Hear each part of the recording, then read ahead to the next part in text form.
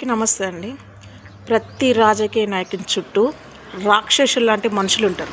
ప్రతి రాజకీయ నాయకుని చుట్టూ రాక్షసులు లాంటి మనుషులు అయితే ఉంటారు. అదేందో అర్థం కాదు. వీళ్ళ ఇంట్లోకి వెళ్ళేదో సొమ్ము ఇచ్చినట్టు, వీళ్ళేదో సాయం చేసినట్టు, వీళ్ళ ఆస్తులు ఏదో పోయినట్టు చేస్తున్నారు. ఇలా చేయబట్టే కదా ఓడిపోతున్నారు. ప్రతి రాజకీయ నాయకుని చుట్టూ రాక్షసులన్న నయం, అంతకంటే హీనమైన మనుషులు ఉంటారు. ఇక వాళ్ళ మాటలు వింటే వాళ్ళే తోపులు. ఎందుకు అంత దారుణంగా చేస్తున్నారు?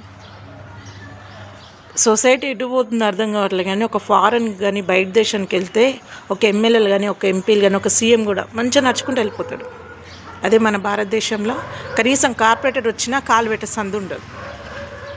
అంటే తప్పు వాళ్ళలో ఉన్నట్టు కాదు, మనలో ఉన్నట్టు. మన పిచ్చి అది. వాళ్ళ మనుషులే, కాకపోతే వాళ్ళకి పవర్ ఉంది కాబట్టి పిచ్చి కుక్కల్లాగా కార్పొరేటర్ కూడా కాలు పెట్టే సందు ఇయ్యరు. అదే బయట కంట్రీలోకి ఉంది అంటే ఎవరి పనిలో వాడు బిజీ ఉంటాడు.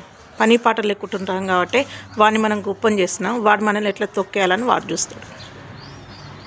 ఇంతకుమించి ఇంకేం లేదు ఆడ.